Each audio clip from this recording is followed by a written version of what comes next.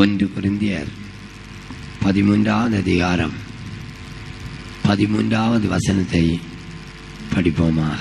Let us read 1 Corinthians chapter 13 verse 13. మొదటి కొరింథీయులకు 13వ అధ్యాయం 13వ వాక్యమును చదివిదము.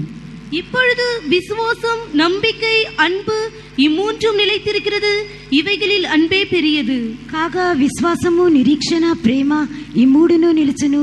వీటిలో శ్రేష్టమైనది ప్రేమయే. And now abideth faith, hope, charity, these three, but the greatest of these is charity. இந்த வசனத்தின் மூலமாக இன்றைக்கு கர்த்தர் நம்மோடு இடைப்பட்டு பேசும்படியாக நாம் போராடி ஜெபம் பண்ணுவோம். That our God might deal with and speak to us through this verse, let us all strive and pray. ఈ వాక్యముల మూలంగా ప్రభు నేడు మనతో వ్యవహరించి మాట్లాడినట్లుగా పోరాడి ప్రార్థించుదుము.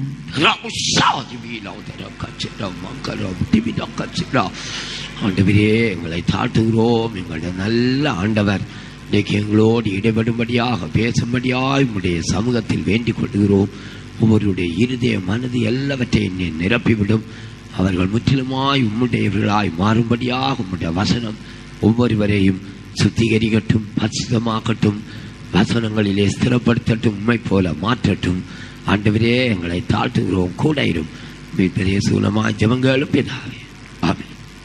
பிரியமானவர்களே, நாம் எல்லாரும் நன்றாய் படித்து மனப்பாடமாய் அறிந்திருக்கிற ஒரு வசனத்தை நாம் படித்து கேட்டோம். Beloved ones, just now we heard reading a verse which all of us well know and many of us have by hearted it. ప్రియులారా, మనము మంచిగా ఎరిగినట్టు చదివినటువంటి వాక్యమును మనం ఇప్పుడు చదివినాము.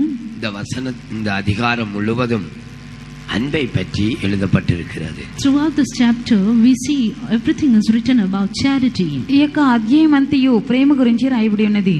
ஒவ்வொரு வாரமும் ஒவ்வொரு நாளும் நீங்கள் இதை படிக்கும்போது இந்த அதிகாரத்திலிருந்து புதிய புதிய வெளிப்படுத்தல்களை நீங்கள் பெற்றுக்கொள்ளலாம். Every day and every week as we learn from this chapter, as we read this chapter, we can receive new revelations out of it. ప్రతిదినము ప్రతి వారము ఈ యొక్క అధ్యాయము చదువుచున్నప్పుడు నూతన ప్రకటనలు మనం పొందుకొనవచ్చును.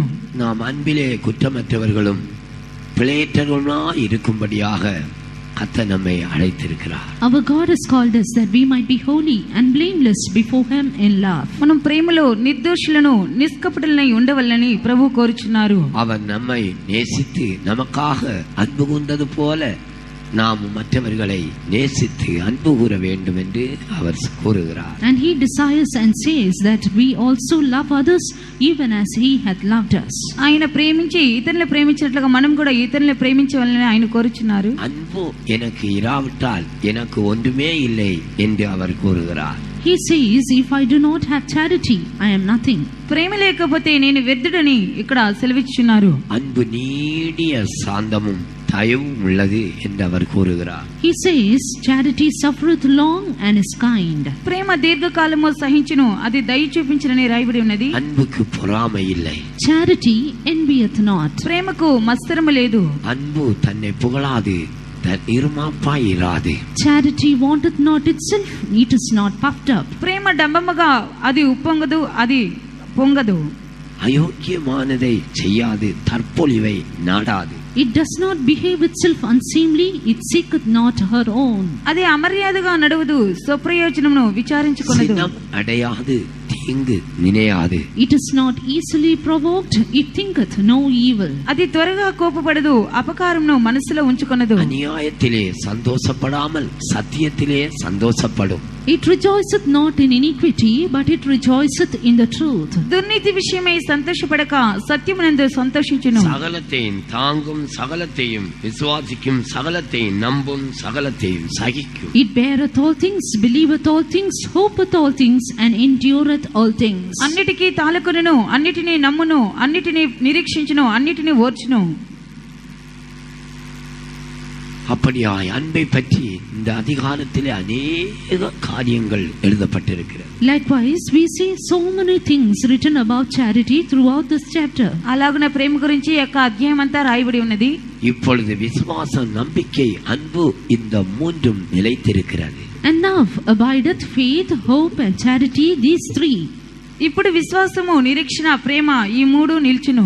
இவைகளில் அன்பே பெரியது என்று எழுதப்பட்டிருக்கிறது. It is written here, but the greatest of these is charity. వీటిలో శ్రేష్టమైనది ప్రేమయే అని ఇక్కడ రాయబడి ఉన్నది. அருமையானுள்ள இந்த நல்ல அதிகாரத்தில் நிலைத்திருக்கிற 3 விசேஷமான காரியங்களை குறித்து எழுதப்பட்டிருக்கிறது. Beloved ones, in this good chapter it is written about 3 important things that abideth.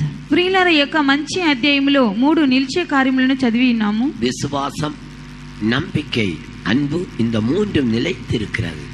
Faith, hope, charity, these 3 abideth. విశ్వాసము, నిరీక్షణ, ప్రేమ ఈ 3 నిలిచి ఉన్నవి.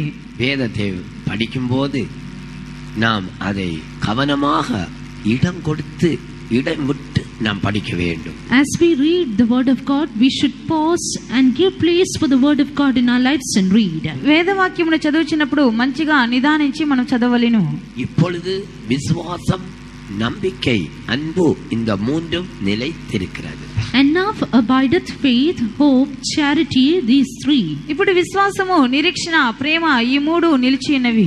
இவைகளில் அன்பே பெரியது என்று எழுதப்பட்டிருக்கிறது. And it is written, but the greatest of these is charity. వీటిలో శ్రేష్టమైనది ప్రేమయే. ஏன் இவைகள் நிலைத்திருக்கிறது என்று எழுதப்பட்டிருக்கிறது? Why is it written here that these abide? ఏమి ఇవి నిలిచినని రాయబడి ఉన్నది?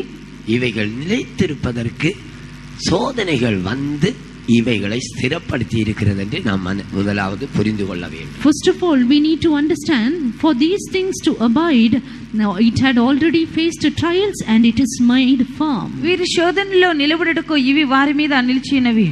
விசுவாசத்தை குறித்து முதலாவது சொல்லப்பட்டிருக்கிறது. First of all, it is said about faith here. మొదటగా విశ్వాసం గురించి ఇక్కడ చెప్పబడుచున్నది. அது நம்பப்படுகிறவைகளின் உறுதியும் காணப்படாதவைகள் நிச்சயமாய் இருக்கிறது என்று எபிரேயர் 11வது அதிகாரம் 1வது வசனத்திலே நாம் படிக்கிறோம். We read in Hebrews chapter 11 verse 1, faith is the substance of things hoped for and the evidence of things not seen. విశ్వాసం అనేది నిరీక్షింపబడే వాటి యొక్క నిజ స్వరూపమును అదృశ్యమైనవి ఇన్నవనటుకు రుజువునై ఉన్నది. பிரியமானவர்களே, விசுவாசம் என்று சொல்லுகிறது நம்பப்படுகிறவைகளின் உறுதியும் காணப்படாதவைகளின் நிச்சயமாய் இருக்கிறது என்று எபிரேயர் 11வது அதிகாரம் 1வது வசனத்திலே படிக்கிறோம். Beloved ones, in Hebrews chapter 11 verse 1 we read, faith is the substance of things hoped for and the evidence of things not seen. హెబ్రీయులకు 11వ అధ్యాయం మొదటి వాక్యంలో విశ్వాసం అనేది నిరీక్షింపబడే వాటి యొక్క నిజ స్వరూపమును అదృశ్యమైనవి ఇన్నవటకు రుజువునై ఉన్నదని రాయబడి ఉన్నది. நம்பப்படுகிறவைகளின் உறுதி, the evidence of the substance of things hoped for. అదృశ్యమైనవి ఇన్నవనటుకు రుజువునై ఉన్నది. நம்பிக்கை என்பது பரலோகத்துக்குரியது. Hope is that which is meant for heaven. నిరీక్షణ అనేది పరలోకమునకు సంబంధించినది. விசுவாசம் என்பது இந்த பரத்துக்கு பூமிக்குரியது. And faith is that which is pertaining to the earth. విశ్వాసం అనేది యొక్క భూ సంబంధమైనది. நாம் விசுவாசத்தினால நடக்கிறோம். And we walk by faith. మన విశ్వాసం ద్వారా నడుచున్నది. விசுவாசத்தினால நாம் சாப்பிடுகிறோம். We eat by faith. విశ్వాసం ద్వారా మనం భుజించున్నాము. விசுவாசத்தினால நாம் குடிக்கிறோம். We drink by faith. విశ్వాసం ద్వారా మనం త్రాగుచున్నాము. நாம் விசுவாசத்தினால் கட்டுகிறோம். We build up by faith. విశ్వాసం ద్వారా మనం కట్టబడుచున్నాము. நாம் விசுவாசத்தினால் ஒன்றை நாட்டுகிறோம். We also plant something by faith. విశ్వాసం ద్వారా కొన్ని మొక్కలు మనం నాటుచున్నాము. மழை பெய்யும், The rain comes, వర్షం కురిను, பூமி குளிர்ச்சி அடையும், the earth will be cool, ఈ యొక్క భూమి చల్లబరుచును, இந்த விருட்சம் நன்றாய் ஓங்கி வளரும், this tree then grows flourishing, ఈ యొక్క వృక్షం ఫలవంతంగా పెరుగును. இது நல்ல பலனை எனக்கு கொடுக்கும் என்று விசுவாசித்து ஒன்றை செய்கிறோம். and we do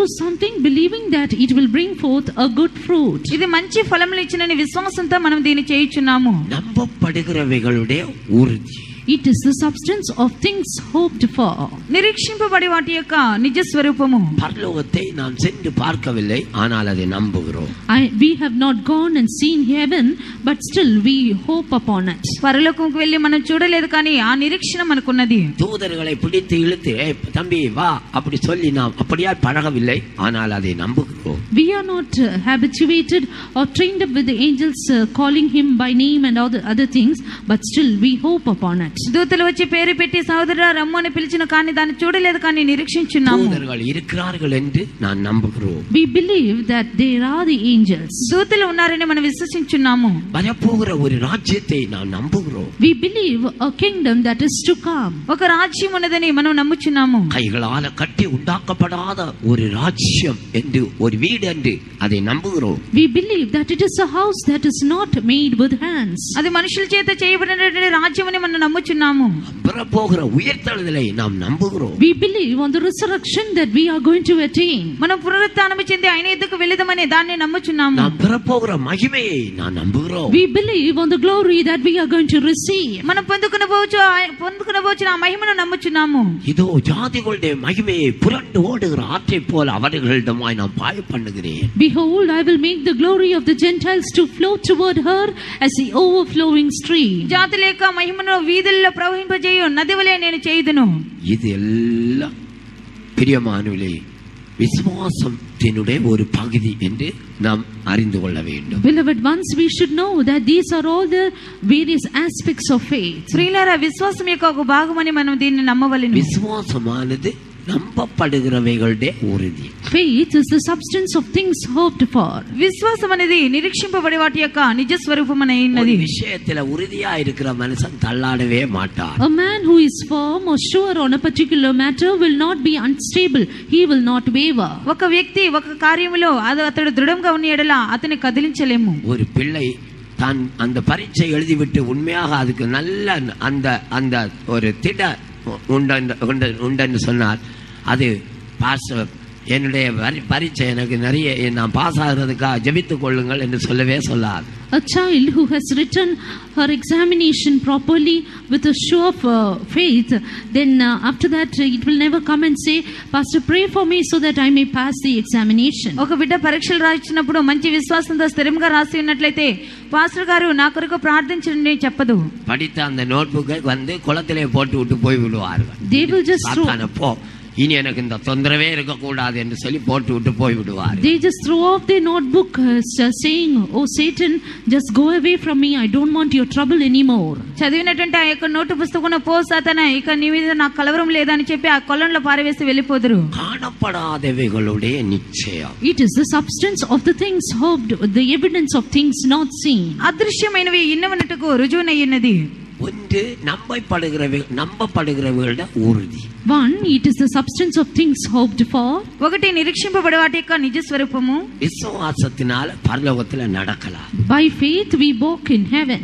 విశ్వాసం ద్వారా పరలోకంలో నడవచ్చును. విశ్వాసத்தினால ஒன்றை பேசி அதை பெற்றுக்கொள்ளலாம். By faith we can speak of something and even receive it. విశ్వాసం ద్వారా ఏదో మాట్లాడి పొందుకునవచ్చును. கர்த்தர் சொன்ன அவனுக்கு நல்ல விசுவாசம் உண்டனா இந்த மலையை பார்த்து நீ பெயர்ந்து நீ சமுத்திரத்திலே தள்ளப்படுவாயாக என்று சொன்னால் அப்படியே கேட்கும். The Lord said, if you have a good faith in you, then if you ask the mountains, be thou removed and go into the sea, it will obey you. నీలో ఆవగింజంత విశ్వాసముని ఎడల ఈ యొక్క పర్వతమును నీవు పెళ్ళగించి ఆ సముద్రంలో పడమని చెప్పినట్ల అలాగనే జరుగును. நல்ல பச்சையான மரம் கனியில சபித்தார், உடனேயே பட்டு போயிட்டு. It was a good green tree, but there was no fruit in it. Jesus cursed it and immediately it went dry. ఆకుపచ్చగా ఫలవంతమైన ఉన్నటువంటి ఆ యొక్క చెట్టును చూసి శపించినప్పుడు అలాగనే అది ఎండిపోయిను. அது எப்படி அது வேறுபட்டது, எப்படி அது அடிமரம் பட்டது, எப்படி இலைகள் எல்லாம் கரிந்து போயிட்டெல்லாம் அவனை பேசக்கூடாது. பட்டு போயிட்டு படுவேன்னு சொன்னா பட்டு போய்விட்டது. Now we should not talk as to and ask questions as to how did its root, its stem and all go dry, but when the Lord cursed it, it became dry immediately. ఈ వేళ్ళు ఆకులు కొమ్మలు ఇవన్నీ ఎలాగనే ఎండిపోయినా ప్రశ్నించకూడదు కానీ అది ఎండిపోమని చెప్పి ఆజ్ఞాపించగలిగిన అలాగనే జరిగిను. இப்பொழுது விசுவாசம், நம்பிக்கை, அன்பு இந்த மூன்றும் நிலைத்திருக்கிறது. Now abideth faith, hope and charity. ఇప్పుడు విశ్వాసము, నిరీక్షణ, ప్రేమ ఈ మూడు నిల్చును. విశ్వాసத்தில் రెండు పகுதி ఉంది. There are two aspects in faith. విశ్వాసంలో రెండు భాగములు ఉన్నవి. ஒன்று ஒரே விசுவாசம் என்று சொல்லப்பட்டிருக்கிறது, அது ஒரே ஒரு உபதேசத்தை காட்டுகிறது. One, it is spoken of one faith which signifies one doctrine. ఒకటి ఒకే విశ్వాసమును చెప్పుచున్నారు, అది ఒకే ఉపదేశమైనది. நம்முடைய வேத புத்தகத்திலே ஒவ்வொரு வசனம் எழுதப்படுவதற்கு ஒரு காரணம் உண்டு, ஒரு குறிப்பிட்ட நோக்கத்தோடு எழுதப்பட்டிருக்கிறது. Each and every word in our holy Bible is written only with a particular purpose and a reason. మన యొక్క పరిశుద్ధ గ్రంథంలో ఒక్కొక్క పదము ఒక్కొక్క కారణంతోనే రాయబడి ఉంది, దానిలో ఒక్కొక్క ఉద్దేశం ఉన్నది. ఒరే ఉపదేశం, అది யாரும் மாற்றக்கூடாது. There is just one doctrine and nobody should change it. ఒకే ఉపదేశం, దాన్ని ఎవరునూ మార్చకూడదు.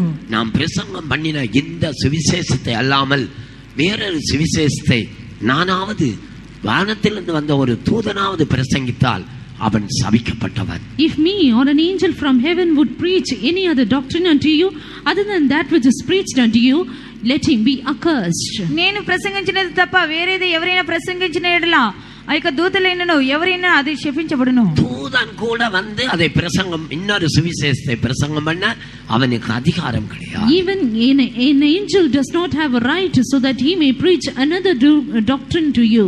దూత వచ్చి వేరే ప్రసంగం పడినా అది కూడా అది నెరవేర్చబడదు. ஒரே ஒரு நம்பிக்கை, Just one hope. ఒకే నిరీక్షణ. ஊழியக்காரர்களுக்கு Zion, For servants of God it is Zion. దైవ సేవకులకు అది సియోను. சபைக்கு புதிய எருசலேம். For the church it is New Jerusalem. సంగమునకు నూతన యెరూషలేము. இது இரண்டும் ஒன்றாயிருக்கிறது. Both these are one and the same. ఈ రెండు ఒకటిగా ఉన్నవి. சென்னை பட்டணத்திலே அந்த ஜார்ஜ் கோட்டை எப்படி இருக்கிறதோ அப்படி. As you have Fort St. George in Chennai city, it is like that. Chennai పట్టణంలో యొక్క జార్జ్ కోట ఎలాగున్నదో అలాగునే.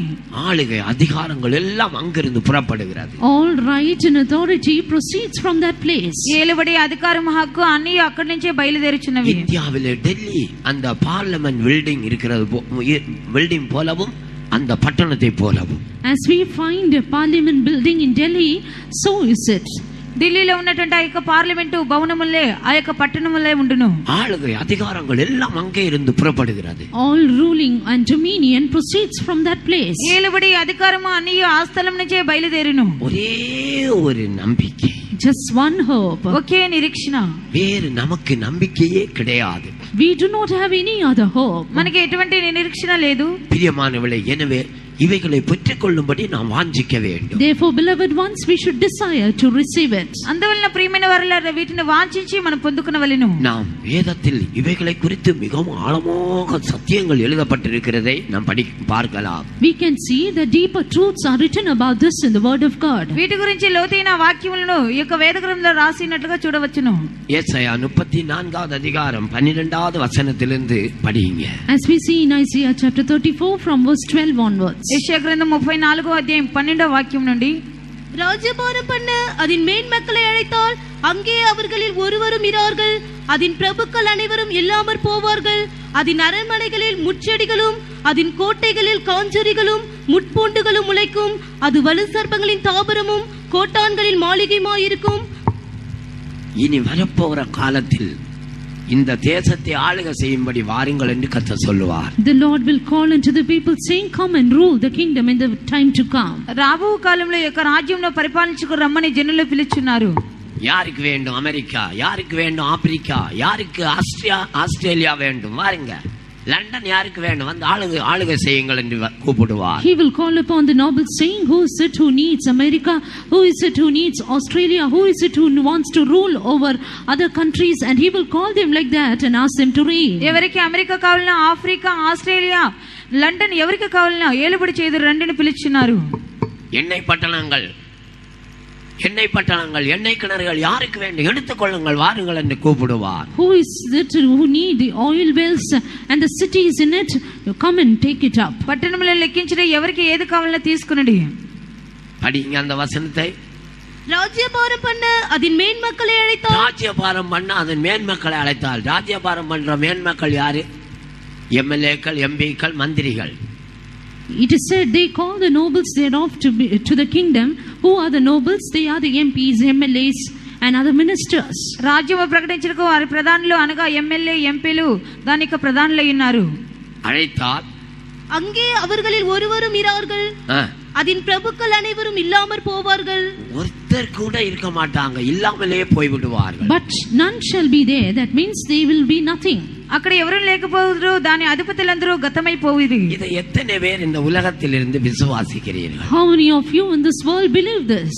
దీన్ని ఎంతమంది ఈ లోకంలో నుంచే విశ్వసించున్నారు? ஒரு காலம் வரப்போகிறது, நாம் தான் இதை ராஜ்யபாரம் பண்ண வேண்டும். There is a time to come in which we are going to rule over this land. ఒక సమయం రావచ్చున్నది, నేనే దీన్ని ఏలుబడి చేయుదును. 1000 வருஷம் இந்த உலகத்தை ஆளுவதற்கு ஒருத்தனே இருக்க மாட்டாங்க.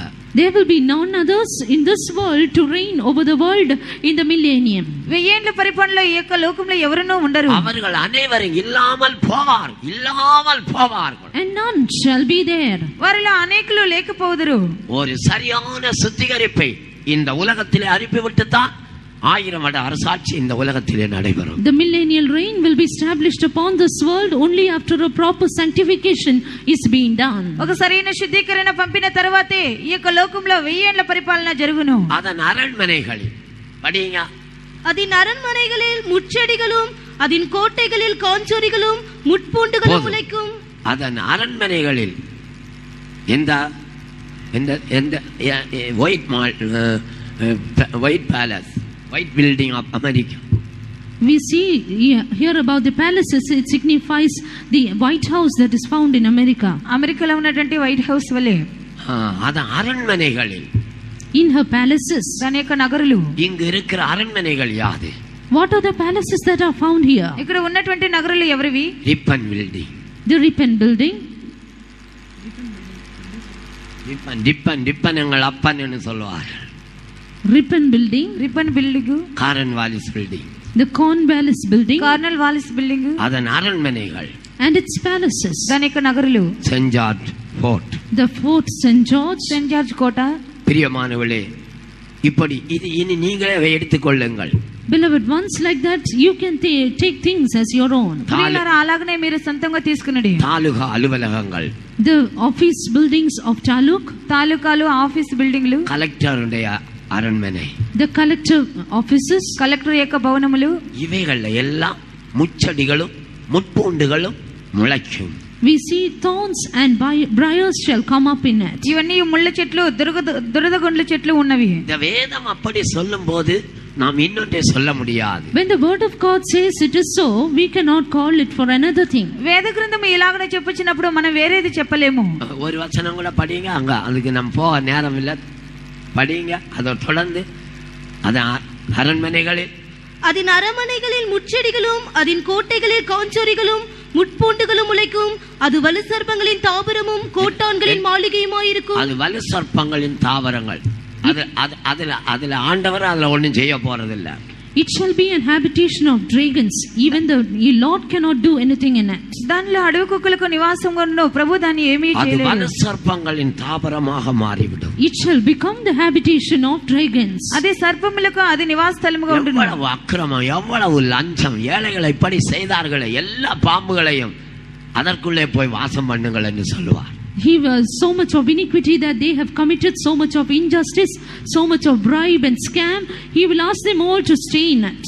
దుర్మార్గత చేయవారు, లంచగొండి తినవారు, వీళ్ళందరూ పాముల వలె దానిలో నివాసం చేయుదురు. இவைகள் எல்லாம், அந்த வலுசர்ப்பங்கள், கோட்டான் குஞ்சுகள் எல்லாம், சாத்தான் குட்டிகள் எல்லாம் அங்கே போய் வாசம் பண்ணுங்கள் என்று சொல்லுவார். All these dragons and the owls are the little ones of Satan, and he will ask them go and dwell in it. ఈ యొక్క సర్పములని సాతాను వలె అక్కడ నివాసం చేయడని చెప్పుదురు. 110వ సంగీతం 6వ వచనத்தை படி. Let us turn to Psalm 110 verse 6.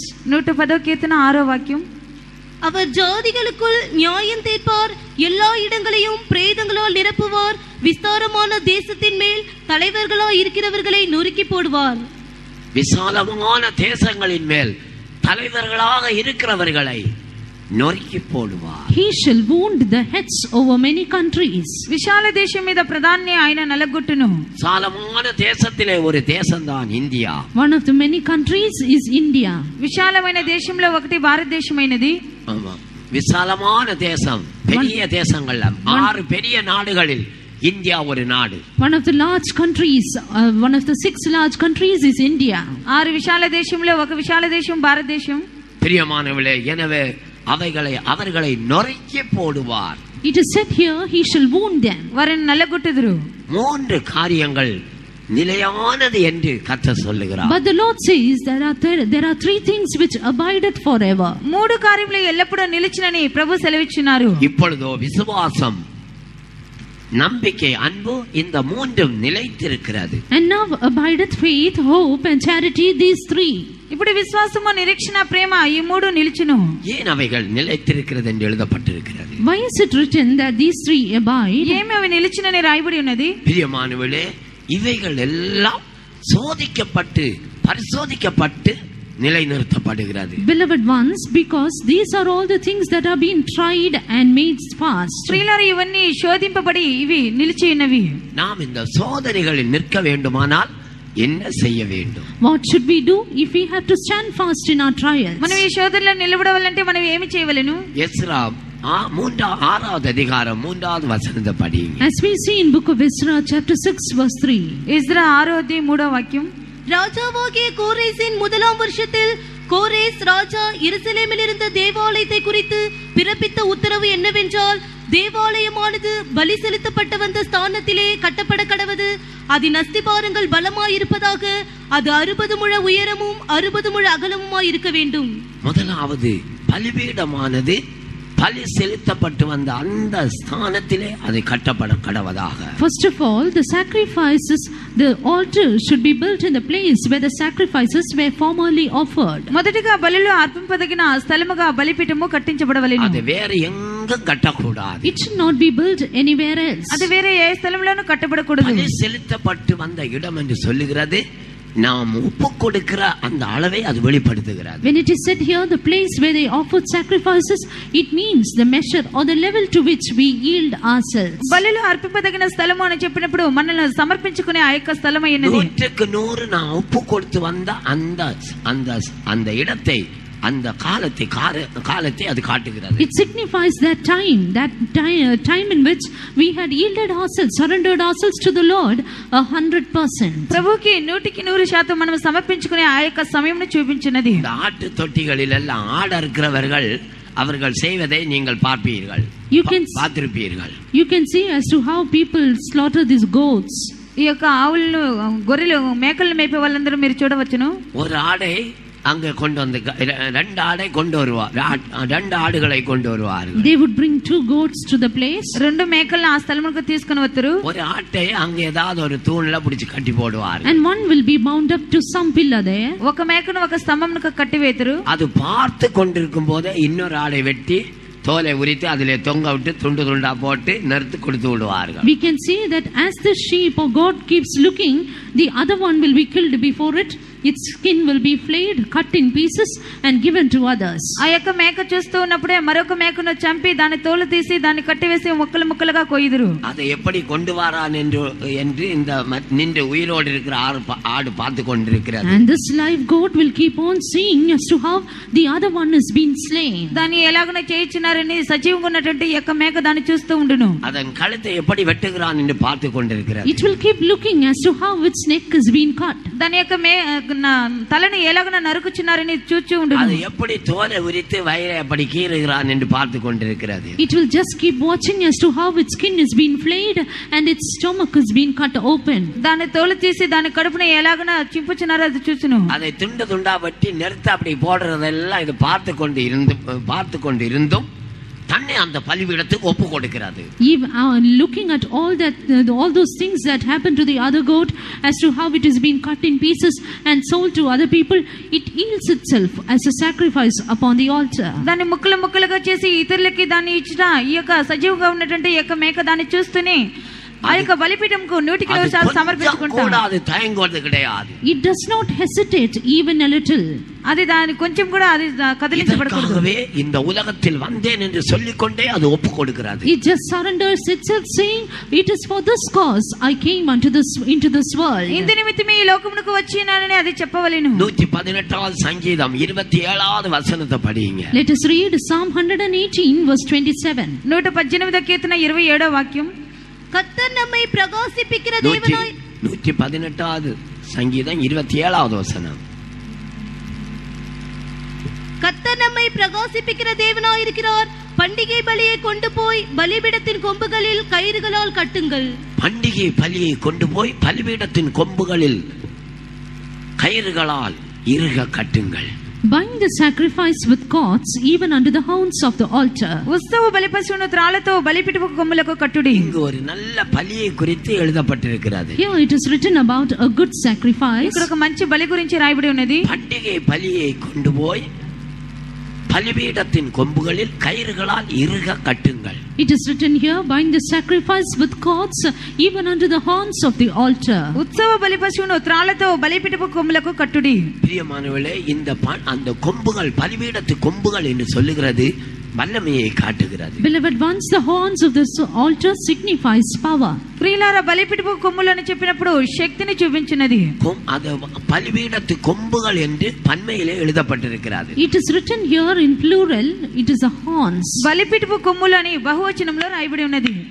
ஒரு பலிபீடம் இவ்வளவு 6 அடி நீளமுள்ள ஒரு மிருகத்தை பலி செலுத்த வேண்டுமானால் அந்த பலிபீடம் குறைந்தபட்சம் 6 அடி இருக்க வேண்டும். 6 அடி 7 அடி இருக்க வேண்டும். Supposing that we have to sacrifice an object of sacrifice which measures 6 feet, the altar should measure at least the same. ఈ యొక్క బలి పశువు 6 అడుగులు ఉన్నప్పుడు ఈ యొక్క బలిపీఠం కూడా 6 అడుగులు లేక 7 అడుగులు కట్టవలెను. அந்த 4 மூலைகளிலும் குறைந்தபட்சம் அந்த பலிபீடம் இந்த அளவு இருக்க வேண்டும். And all the 4 corners, the altar should be at least this much. ఆ యొక్క 4 మూలలు ఇంత క్రమంగా ఉండవలెను. 4 மூலைகளிலும் 4 கொம்புகள் இருக்கிறது. And there are 4 horns in the 4 corners of it. 4 మూలలు 4 కొమ్ములు ఉన్నవి. அந்த பண்டிகை பலி சாதாரண ஒரு ஆட்டுக்குட்டி தான் என்று வைத்துக் கொள்ளுங்கள். Consider that sacrifice is just an ordinary goat. ఆ ఉత్సవ బలి పశువు సాధారణమైన ఒక మేక అనుకున్నది. இந்த பலிபீடத்தின் கொம்புகள்ல கட்டணும்னா ஒரே ஆட்டுக்குட்டியை 4 இவ்வளவு நீளம் உள்ள அகலம் உள்ள ஒரு இடத்துல 4 மூலைகளிலும் இருக்கிற அந்த கொம்புகள்ல கட்ட முடியுமா?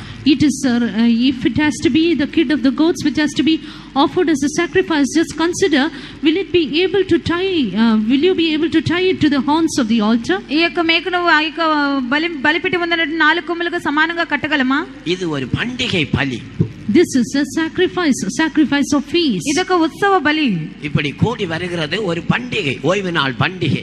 We gathering together like this, it's itself a feast, the feast of the Sabbath. ఇలాగన కూడి ఉండుట ఒక విశ్రాంతి పండుగ అయినది. இந்த ஓய்வு நாள் பண்டிகைக்காக அது கொண்டு வரப்படுகிறது. And this sacrifice is being bought for this feast. ఇలాగన విశ్రాంతి పండుగకు దాన్ని తీసుకొని వచ్చినారు. 8:55க்கு கூட்டம் தொடங்குமே, ஆனால் 8:30க்குள்ள இத வெட்டி பீஸ் போட்டு ஆளுக்கு ஒரு பீஸ் எடுத்து வைக்கப்பட்டிருக்கிறது. 1000 piece. If suppose the worship starts at 8:45, then by 8:30 itself all the pieces of the goats are being laid up. 8:45 నిమిషాలకి ఈ యొక్క కూటం ప్రారంభించ అనుకుంటే 8:30 గంటలకంతా ఈ యొక్క దీన్ని నరికి దీన్ని భాగంలో చేసి ముక్కలుగా చేసి పెట్టారు. தன்னை ஒப்பு கொடுக்கிற சாக கொடுக்கிற ஒரு பலியை இது காட்டுகிறது. This signifies a sacrifice in which we offer ourselves to the people that we might die. ఇది జనులకు యాగంగా అర్పించుటకు అది చనిపోవుట. இந்த ஜனங்களே ரொம்ப சந்தோஷமா எனக்கு இன்னைக்கு ஒரு துண்டு கிடைக்க போகுதுன்னு வந்து உட்கார்ந்துட்டு இருக்காங்க. And these people are coming and seated here with a great joy that they will also receive one piece of it. ఈ యొక్క జనులందరూ గొప్ప సంతోషంతో నాకు ఒక ముక్క దొరుకుతుందని కూర్చుందరు. பண்டிகை பலியை கொண்டு வந்து பலிபீடத்தின் கொம்புகளில் இறுக கட்டுங்கள். Bind the sacrifice with cords even under the horns of the altar. ఉత్సవ బలిపశువును త్రాళ్లతో బలిపీఠపు కొమ్ములకు కట్టుడి. கயிறுகள் என்று பன்மையிலே சொல்லப்பட்டிருக்கிறது. Here the word cord is again written in plural as cords. త్రాళ్లతో అని బహువచనంలో చెప్పబడుచున్నది. இந்த கயிறுகள் என்பது பிரதிஷ்டைகளை காட்டுகிறது. This cord signifies consecrations. ఈ యొక్క త్రాళ్ళు అని చెప్పినప్పుడు ప్రతిష్టలను చూపించినది. சிம்சோனை 7 புது அகனினால் கயிறுகளினால் கட்டினார்கள். They bound up Samson with 7 green withs.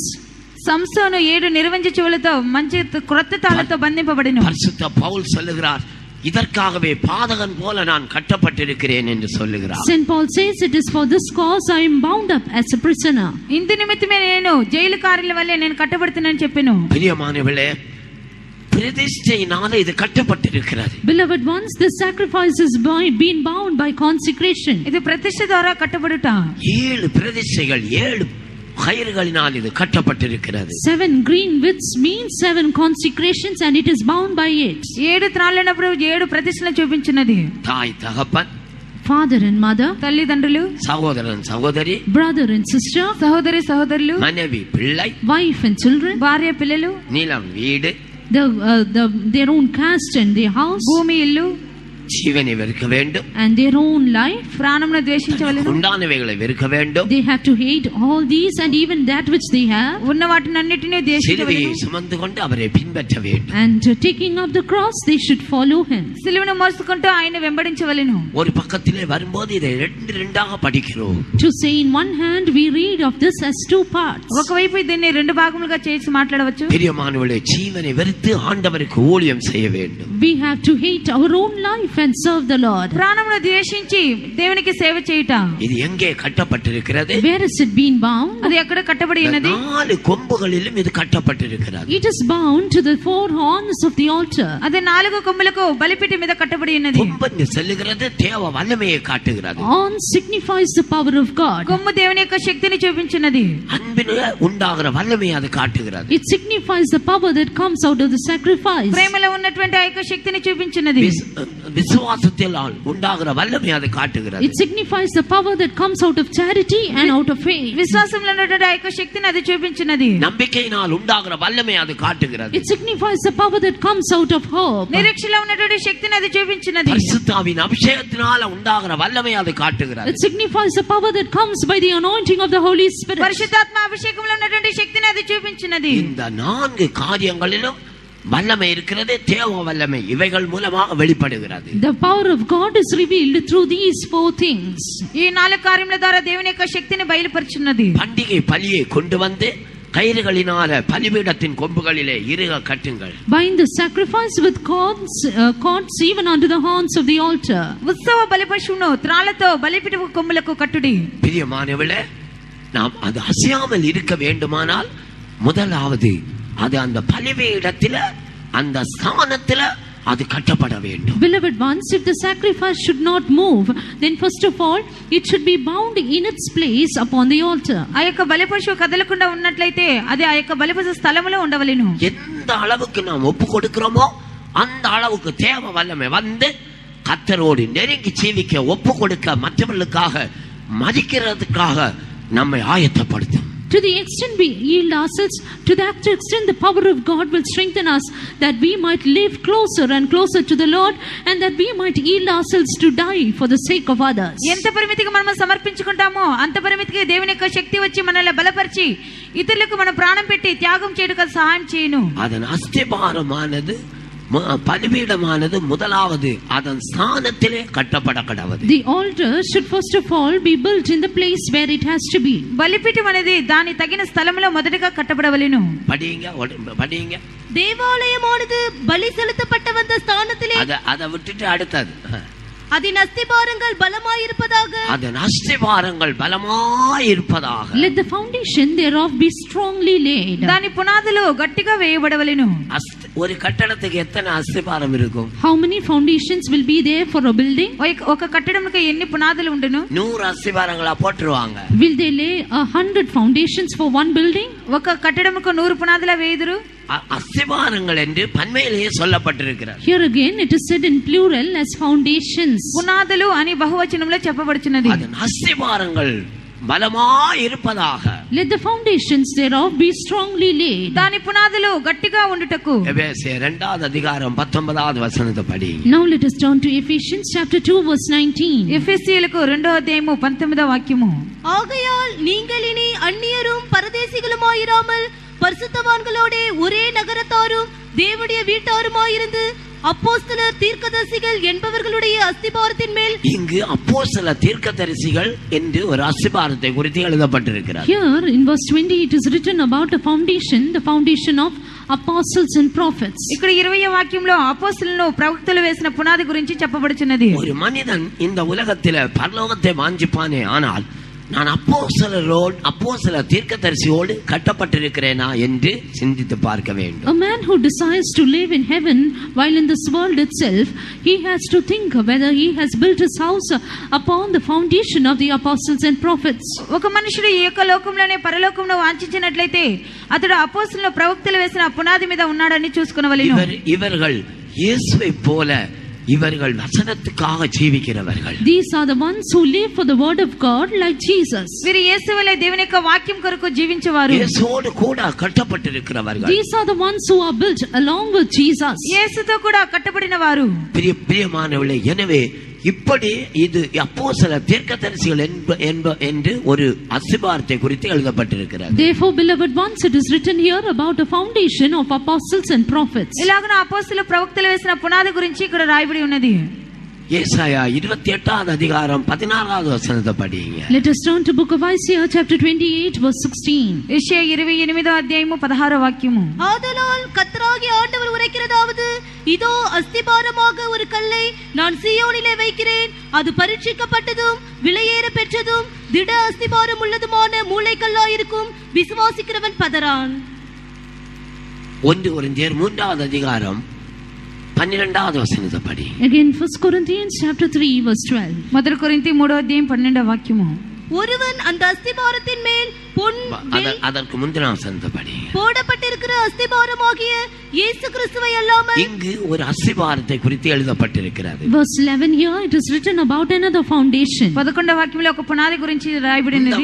ఇదైతాన్ முதலாவது நாம் இதற்கு முன்னே படித்தோம். It is about this same foundation that we read earlier. ఈ వాక్యమునే ముందుగా మనం చదివినాము. అది తిడ అస్తిభారం. It is a sure foundation. అది స్థిరమైన పునాది. విలువైన అస్తిభారం. It is a precious foundation. అది శ్రేష్టమైన పునాది. పరీక్షించబడ్డ ఒక అస్తిభారం. It is also a tried foundation. అది పరిశోధింపబడిన పునాది అయినది. యేసు எல்லா புறத்திலும் அவர் பரீட்சிக்கப்பட்டார். Our Jesus was tempted or tried in all points. యేసు అన్ని వైపులా ఆయన పరిశోధింపబడిరి. కట్టుகிறவர்கள் ஆகாதென்று சொல்லி தள்ளிவிட்டார்கள். The builders they rejected the stone saying it is not fit. కట్టువారు ఇది పనికిరాదని త్రోసివేసిరి. யார் அந்த கட்டுகிறவர்கள் யார்? Who are these builders? ఆ కట్టువారు ఎవరు? அந்த நாட்களில் இருந்த ஏரோது அந்த ராஜா கட்டி இருக்க வேண்டும். In those days Herod the king would have built it.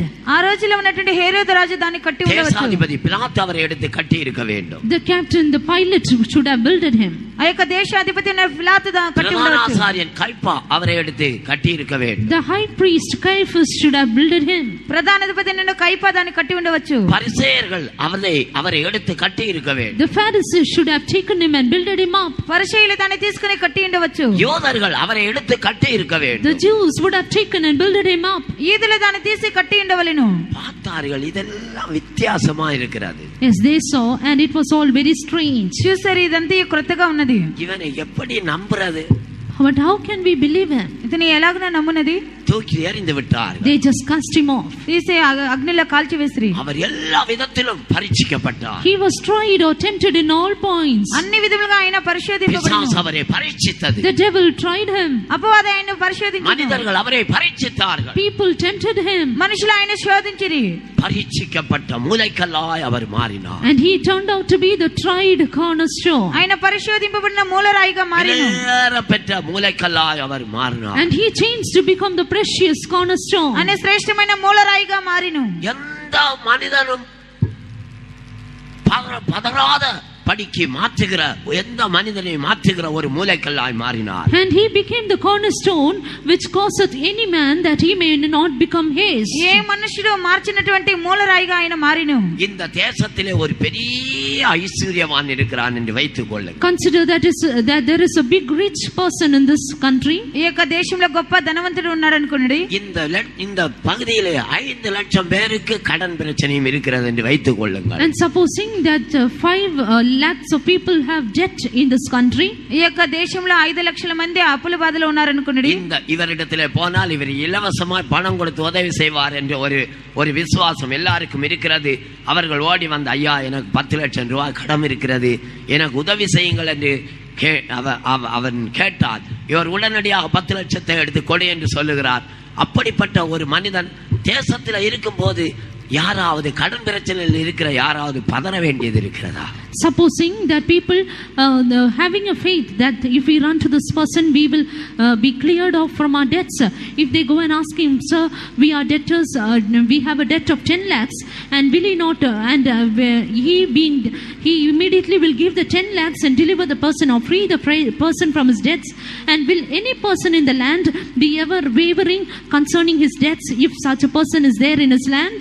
ఒక వ్యక్తి 10 లక్షల అప్పుల బాధలతో ఉన్నాడు అనుకోండి. ఆ యొక్క వ్యక్తి ఆ ధనవంతుని ఎదురుకి వెళ్ళి, అయ్యా నేను 10 లక్షల అప్పుల బాధలతో ఉన్నానని చెప్పినప్పుడు ఆ వ్యక్తి 10 లక్షలు తీసి ఇచ్చినప్పుడు ఆ వ్యక్తి అప్పుల బాధ నుంచి విడుదల పొందితే ఈ యొక్క దేశంలో అప్పుల బాధలతో ఉన్నవారు ఎవరైనా ఆధైర్యపడదురా? எந்த நிலவரத்தில் இருக்கிறவர்களுக்கும் உதவி செய்ய அவர் உண்மை உள்ளவராய் இருக்கிறார். Because our God is faithful to help, faithful enough to help and enable in everyone who is in any situation. మన యొక్క దేవుడు ఎటువంటి స్థితిలో ఉన్నప్పుడు ఉన్నవారినైనాను ఆయన ఆదరించుటగా ఆయన నమ్మకస్తుడై ఉన్నారు. பிரியமானவர்களே, அவன் பதற வேண்டியதே கிடையாது. And beloved ones, then we should not make haste. వారు ఆధైర్యపడన అవసరం లేదు.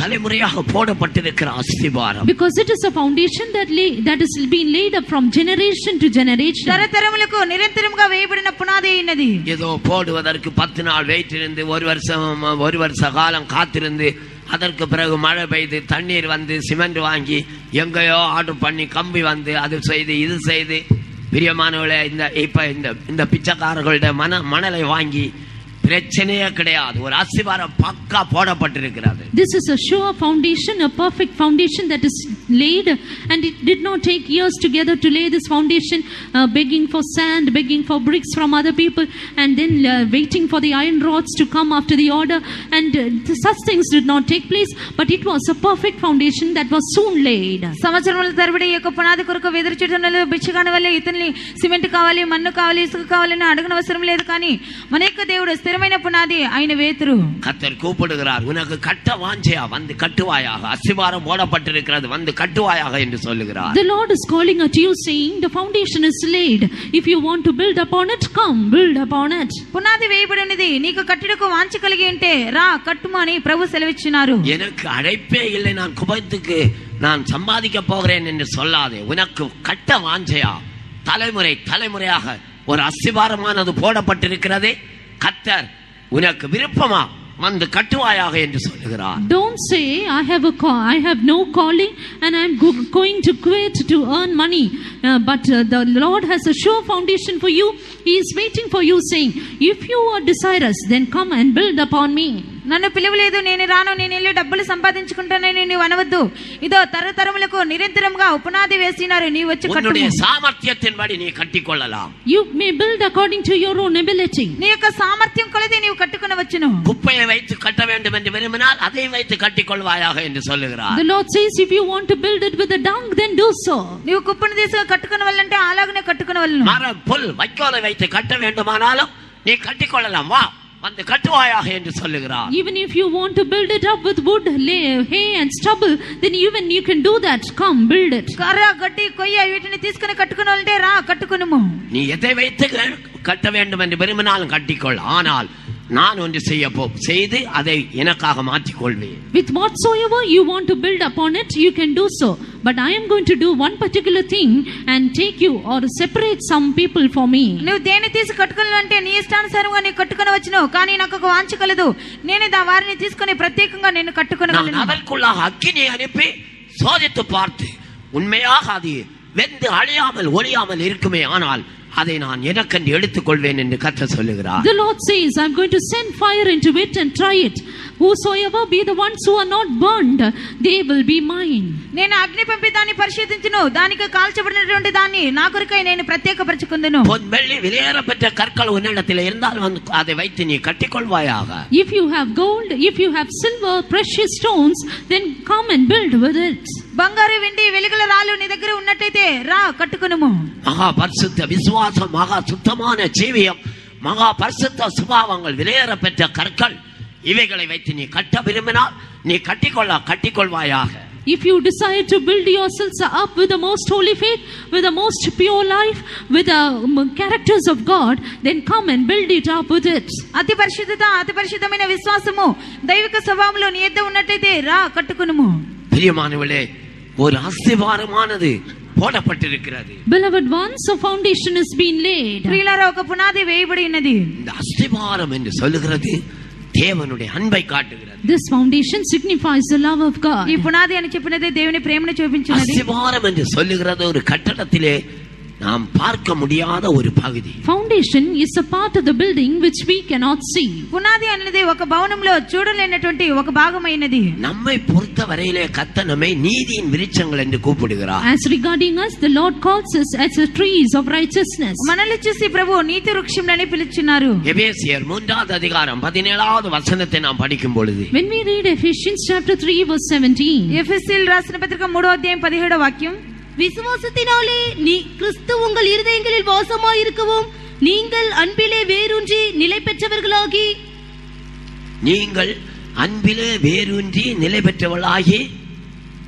சகல பரிசுத்தவான்களோடு கூட கிறிஸ்துவனுடைய அன்பின் அகலமும் நீளமும் ஆழமும் உயரமும் இன்னதென்று உணர்ந்து. போதும் பிரியமானவர்களே, இந்த பகுதி அன்புடைய பகுதியை தான் இங்கு அஸ்திபாரம் என்று சொல்லப்பட்டிருக்கிறது. Beloved ones, here love, the part of love is called as a foundation. ప్రియులారా, ఇక్కడ ప్రేమలో ఒక భాగమే పునాదని చెప్పబడుచున్నది. இந்த மரம் எவ்வளவு பெரிதாக வளருகிறதோ அவ்வளவு பெரிதாக அதனுடைய வேர் கீழாக போக வேண்டும். To what great height the tree grows, ஆழமாக கீழே போக வேண்டும். To what great height the tree grows, to that great depth its root should go in. ఒక చెట్టు ఎంత ఎత్తుగా పెరుగునో అంత లోతుగా ఆ యొక్క వేరు పారవలెను. எவ்வளவு பெரிய கட்டடம் எழுப்ப வேண்டும், எவ்வளவு பெரிதாக உயரமாக கட்டடத்தை எழுப்ப வேண்டுமோ அவ்வளவு ஆழமாக அஸ்திபாரம் இருக்க வேண்டும். However great the building should be built up, so great should be the foundation laid. ఎంత ఎత్తుగా భవనము కట్టవలెనో అంత లోతుగా ఆ యొక్క పునాది వేయబడవలెను. வெளிப்படுத்தல் 21வது அதிகாரம் 16வது வசனத்தை படிக்கும்போது, when we read in book of Revelation chapter 21 verse 11, ప్రకటన గ్రంథము 21వ అధ్యాయం 11వ వాక్యం, அதன் பிரகாசம் மிகவும் விலையுயர்ந்த ரத்தினக்கல்லை போலவும் பளிங்கின் ஒளியுள்ள வச்சிரக்கல்லை போலவும் இருந்தது. அது 16,000 சாதி அளவுடையதாய் வேதத்திலே சொல்லப்பட்டிருக்கிறது. in verse 16 it is written in the word of God that the city lieth foursquare. ఆ యొక్క పట్టణము చచ్చౌకమైనదని 16వ వాక్యంలో రాయబడి ఉన్నది. அந்த நகரம் சதுரமாயிருந்தது, அதன் அகலமும் நீளமும் சமமாயிருந்தது. அவன் அந்த கோலினால் நகரத்தை அளந்தான், அது 12,000 சாதி அளவாயிருந்தது. 12,000 சாதி அளவாயிருந்தது என்று எழுதப்பட்டிருக்கிறது. It is written here about the city, it measured 12,000 furlongs. ఆ యొక్క పట్టణం యొక్క కొలత 750 కోసులు ఉన్నది. 8 பல்லாங் ஒரு மைல் அல்லது அப்படி நாம் கணக்கு போடுவோமே ஆனால் அது 1500 மைல் அகலம், 1500 மைல் நீளம், 1500 மைல் உயரம் உடையத ஒரு பட்டணம் என்று வேதத்திலே சொல்லப்பட்டிருக்கிறது. Properly calculated according to our measure, it will come as 1,500 miles height, 1,500 miles in breadth, and 1,500 miles in length. దాన్ని మన అలాగనే లెక్కించినట్లయితే 1500 ఎత్తు, వెడల్పు, పొడుగు ఉండును. பிரியமானவர்களே, ஏன் அந்த கட்டடத்தின் அஸ்திபாரம் ஆழமாய் இருக்க வேண்டும்? Beloved ones, why should be the foundation of the building very deeply laid? ప్రియులారా, ఆ యొక్క కట్టడం యొక్క పునాది అది లోతుగా ఉండవలెను. அது சோதனைகள் வந்து அதை தாக்கும். Because trials will come and affect it. శోధనలు వచ్చి దాన్ని తాకును. லூக்கா 6வது அதிகாரம் 48வது வசனத்தை நாம் படிக்கும்போது, when we read in Luke the Gospel chapter 6 verse 48, లూకా సువార్త 6వ అధ్యాయం 48వ వాక్యం, ஆழமாய் தோண்டி கற்பாறையின் மேல் அஸ்திபாரம் போட்டு, ஆழமாய் தோண்டி கற்பாறையின் மேல் அஸ்திபாரம் போட வேண்டும் என்று இங்கு வேதத்திலே சொல்லப்பட்டிருக்கிறது. Here it is written in the word of God that it has to be digged deep and laid the foundation upon the rock. లోతుగా తవ్వి బండ మీద పునాది వేయవలనే రాయబడి ఉన్నది. ஒவ்வொரு தோண்டும் போது ஒவ்வொரு பகுதி எடுத்து தூரே எறிந்து விட வேண்டும். As people dig deep, many parts of the under the earth should be thrown away. ఒక్కొక్కసారి లోతుగా త్రవ్వచ్చినప్పుడు దానిలో ఉన్నదంతా తీసి బయట పారేయాలి. தோண்டி வெளியே மண்ணுக்குரிய வேலை வெளியே எறிந்து விட வேண்டும். The things pertaining to the mud should be thrown away. మన్నుకు సంబంధించిన తీసి పారవేయవలెను. கற்களை தோண்டி அந்த கற்களை தேவையில்லாத கற்களை தூரே எறிந்து விட வேண்டும். Stony parts should be digged and stones should be cast out. రాళ్ళ వ్యర్థమైన వాటిని తీసి పారవేయవలెను. மணலை தோண்டி வெளியே பாரமானவைகளை வெளியே எறிந்து விட வேண்டும். The sandy part should be digged in and the heavy or the sand should be thrown out. మట్టిలో అనవసరమైనవి తీసి అది కాల్చివేయవలెను. பாரம், sand which is burden. The sand which is a burden should be thrown out. ఈ యొక్క మట్టిలో భారమైనది తీసి పారవేయవలెను. அந்த சேற்று பகுதிகளை அதை தோண்டி அதை வெளியே எறிந்து விட வேண்டும். And the part of the clay also should be thrown out which lies deep. ఆ యొక్క బంక మట్టిలో వ్యర్థమైనవన్నీ తీసి పారవేయవలెను. அது பாவத்தை காட்டுகிறது. It signifies sin. అది పాపమును చూపించున్నది. எல்லாவற்றையும் தோண்டி வெளியே எறிந்து விட வேண்டும். Everything should be digged and cast out. అన్నిటిని త్రవ్వి బయట పారవేయవలెను. ஆழமாய் தோண்டி கற்பாறையின் மேலே அஸ்திபாரம் போட்டு அது கட்டப்படுகிறது. It has to be digged deep and the foundation is laid upon the rock. లోతుగా తవ్వి బండ మీద పునాది వేసి అది కట్టబడుచున్నది. இப்பொழுதோ விசுவாசம், நம்பிக்கை, அன்பு ஆகிய மூன்றும் நிலைத்திருக்கிறது. And now abideth faith, hope, charity, these three. ఇప్పుడు విశ్వాసము, నిరీక్షణ, ప్రేమ ఈ మూడు నిలిచి ఉన్నవి. இந்த நிலைத்திருக்கிறது என்ற வார்த்தை நிலைத்து நிற்காதவைகள் எல்லாவற்றையும் அழித்து போட்ட பிறகு இந்த மூன்று தான் அங்கே காணப்படுகிறது. The word abiding shows that it has already destroyed all the things which are not abiding, and finally these three are found as remaining. నిలువబడినవన్నీయు అవి మొదటగా త్రోసివేయబడి కాల్చివేయబడి నిలిచిన ఈ మూడు నిలిచియుండును. ஏன் ஆழமாய் தோண்ட வேண்டும்? Why should it be digged deep? ఎందుకు లోతుగా త్రవ్వవలెను? அதன் மேல பெருமழை சொரியும். Because great rain will come upon it. దానిలో గొప్ప వాన కురిసెను. பெருவெள்ளம் அதை வந்து மோதும். The floods will come and beat upon it. గొప్ప వాన కురిసెను. காற்று அடிக்கும். And the wind will blow upon it. గాలి కొట్టును. அது அந்த பாறைக்குள்ளே பாறையை பிடித்துக் கொண்டு நிற்க வேண்டும். But it has to stand. The foundation has to stand upon the rock, hold it and stand. అది బండను పట్టుకొని నిలబడవలెను. கர்த்தராகிய இயேசு கிறிஸ்துவாகிய பாறையை பிடித்துக் கொண்டு அது நிற்க வேண்டும். It should stand holding forth to the rock Jesus. ప్రభువైన యేసుక్రీస్తు యొక్క బండను పట్టుకొని అది నిలబడవలెను. மழை என்பது குளிரை காட்டுகிறது. The rain signifies cold. వాన అది చల్లదనం చూపించినది. ஆவிக்குரிய ஜீவியத்திலே குளிர்காலம் என்று ஒன்று உண்டாகும். There is a season called winter season in our spiritual life. ఆధ్యాత్మిక జీవితంలో చల్లదనం ఒకటి ఉన్నది. குளிர்காலம் ஆவிக்குரிய ஜீவியத்தில் குளிர்காலம். A kind of cool season in our spiritual life. ఆత్మీయ జీవితంలో చలికాలము. பிரியமானவர்களே, இலையுதிர் காலம் ஆவிக்குரிய ஜீவியத்தில் நம்பிக்கை இல்லாத ஒரு காலம். And beloved ones, there will be a time, an autumn season in our spiritual life where we remain hopeless. ప్రియులారా, ఆధ్యాత్మిక జీవితంలో నిరీక్షణ లేనటువంటి సమయం. வெப்ப காலம். And there will be a summer season also. అది ఎండాకాలము. பலவிதமான சோதனைகள் பாடுகள் உள்ள காலம். The time in which we face various kinds of trials and sufferings. పలు విధమైన శోధన శ్రమల కాలము. அந்த காலத்திலும் நாம் கடந்து வர வேண்டும். But we should cross even that season. ఆ యొక్క కాలంలోనే మనం నడిచి రావాలిను. வசந்த காலம். The winter season. వసంత కాలము. Spring season. The spring season. நல்ல ஆவிக்குரிய காலம். The good spiritual life. మంచి ఆధ్యాత్మిక కాలము. எப்பொழுதும் பாட்டுதான். Always sing a song. ఎల్లప్పుడు పాటలు పాడుతాం. స్తోత్రంதான். Always praising God. ఎల్లప్పుడు స్తోత్రములే. எப்பொழுதும் ஜெபம்தான். Always praying. ఎల్లప్పుడు ప్రార్థనలు. நல்ல கனிகள் உள்ள காலம். A time when good fruits are being yielded. మంచి ఫలములు ఇచ్చే కాలము. அப்படியாய் நாம் உன்னத பாட்டிலே படிக்கிறோம். It is like that we read in the Song of Solomon. అలాగన పరమగీతంలో చదువుచున్నాము. பறவைகள் பாடும் காலம். The time in which the birds sing. పక్షులు పాడే కాలము. வேத வசனத்தை பாட்டாக எழுதி பாடுகிற காலங்கள். The time in which we write the word of God as songs and sing it. వేదవాక్యమును కీర్తనలుగా పాడు సమయము. ஆவிக்குரிய ஜீவியத்திலே பிரியமானவர்களே, ஏன் நாம் ஆழமாய் நம்முடைய அஸ்திவாரத்தை போட வேண்டும்? Beloved ones, why should we lay our foundations deep in our spiritual life? ప్రియులారా, ఆధ్యాత్మిక జీవితంలో మన యొక్క పునాది లోతుగా ఎందుకు వేసుకొనవలెను? மழை காலம் என்ற ஒரு காலம், குளிர், ஆவிக்குரிய ஜீவியத்திலே குளிர்ச்சி உண்டாகும் போது நிலைத்து நிற்பதற்காக. That we might stand fast, or that we might abide when we face the rainy season or the cool time in our spiritual life. వర్షాకాలము అనగా చలికాలంలో మన యొక్క ఆత్మీయ జీవితంలో మనం నిలిచి ఉండుటకు ஆழமாய் தோண்ட வேண்டும். We should dig deep. లోతుగా త్రవ్వవలెను. அடுத்தது மழை காலம். இரண்டாவதாக தண்ணீர் வருகிறது. Nextly we see the flood or the waters coming up. దాని తర్వాత వరదలు వచ్చును. அது பெருமழை சொரிந்து பெருவெள்ளம் என்று அது பன்மையிலே எழுதப்பட்டிருக்கிறது. Here it is written in plural that great rain will come and floods will arise. వాన కురిసెను, గొప్ప వరదలు పొంగెనని రాయబడి ఉన్నది. பிரியமானவர்களே, தண்ணீர், அந்த பெருவெள்ளத்துக்கு அநேக பொருட்கள் வேதத்திலே கொடுக்கப்பட்டிருக்கிறது. Beloved ones, there are many significances given to the flood in the word of God. ఆ యొక్క నీళ్లకు వాక్యంలో అనేక సూచనలు రాయబడి ఉన్నవి. பொதுவாக அந்த வெள்ளம் பெருவெள்ளம் என்று சொல்லுகிறது நிந்தைகளை காட்டுகிறது. Generally speaking, the flood signifies reproaches. సాధారణంగా వరదలు అని చెప్పినప్పుడు ఆ యొక్క శోధనలు చూపించినది. ஜனங்கள் இயேசுவை நிந்தித்தார்கள். The people reproached Jesus. జనులు యేసును నిందించిరి. భోజన பிரியன். That he is a gluttonous man. భోజన ప్రియుడు. மதுபான பிரியன். That he is the one who is one who pleases over the wine. మద్యపానీయ ప్రియుడు. தச்சனுடைய மகன். And he is a carpenter's son. అతడు శిల్పికారుడు. அறிவில்லாதவன்.